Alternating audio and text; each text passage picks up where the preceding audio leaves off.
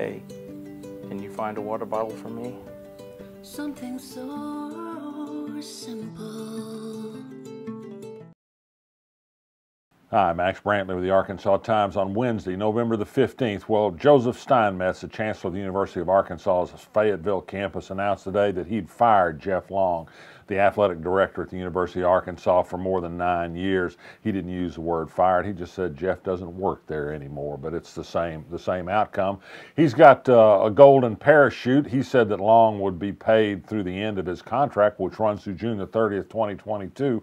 Almost 5 years. He makes more than $1 million a year. There are a few details on what the total payout will be, but it'll be a nice sum. Not sure where he's going. He's going to continue to work for the NCAA on the College Football Playoff Selection Committee at least this year. Julia Peoples, who's an associate athletic director at Fayetteville, will be the interim athletic director. You can be sure the chancellor is moving quickly to find a permanent replacement to Long. I'm told by sources close to the situation that we can count on somebody with a strong Arkansas connection, not another foreigner coming into this job in the future. We can also expect when the new athletic director is on board, if not perhaps before in some fashion, that we'll have a change in the football coach too. Bret Bielema has not had a good 5-year run there. Jeff Long stuck with him through thick and mostly thin, and that was part of the reason the UA Board of Trustees got antsy and wanted to change, although there were other areas in which Jeff Long had problems, not the least of which was a fairly sticky personality. On to other subjects. Roy Moore, you've heard of him, the U.S. Senate candidate from Alabama, the Republican who's been accused of sexual harassment in his younger years. Well, one local angle perhaps of note, his campaign director is a fella who worked with Tim Griffin in 2004 on the campaign to cage votes in Florida, that is to disqualify voters from voting who might be likely Democratic candidates to help George W. Bush get elected in Florida. So that's a small note for those, one of Lieutenant Governor Tim Griffin's former hatchet men on the Bush campaign. Speaking of other politics, Tom Cotton is one of only 3 members of the U.S. Senate that so far have refused to say where they stand on Roy Moore, whether he should continue the race. Even John Bozeman, the senator from Arkansas, has said Moore ought to get out. Cotton, who normally will trample people to get in front of a TV camera, has avoided comment on this. He's had plenty to say about Obamacare. He's been successful in getting the Senate to add to its tax bill a measure to end the mandate on health insurance.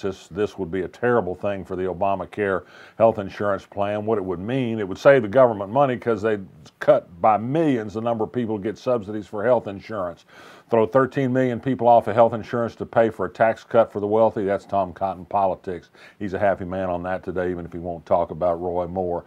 In Ohio today, a gruesome thing. They tried to execute Alva Campbell for murder some years ago. They couldn't find a vein. After 80 minutes of trying, they're going to try again. He has multiple health problems that they knew going in were going to present a problem. That's not a pretty picture of no matter where you stand on the death penalty.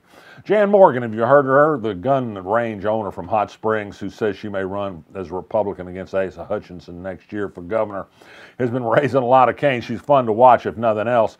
She says that she was canceled as a speaker at a county Republican event in one part of Arkansas, and a member of the governor's staff tried to discourage another speaking event in Mississippi County. At that same event, she said Doyle Webb, the Republican state chairman, tried to shush her when she started to criticize some state spending that seemed to her to be a little bit excessive. The governor's office said that email that was written to discourage her speech in Mississippi County was done by an employee acting on his own time and wasn't authorized in any way by the governor. As you can see, we might have some fun watching that race play out. Speaking of 2018 elections in Oklahoma yesterday, a 26-year-old woman, a Democrat, she happened to be a lesbian, beat an incumbent Republican for a state Senate seat in Oklahoma City. He'd beaten back a $200,000 Democratic challenge in his last election.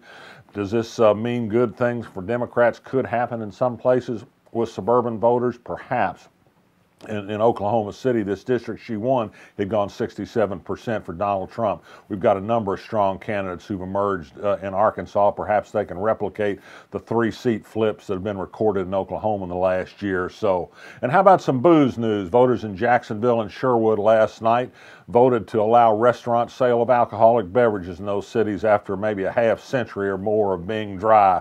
A little something to celebrate up there, even if politics aren't so great. And also tomorrow, in a number number of at a number of grocery stores around Arkansas.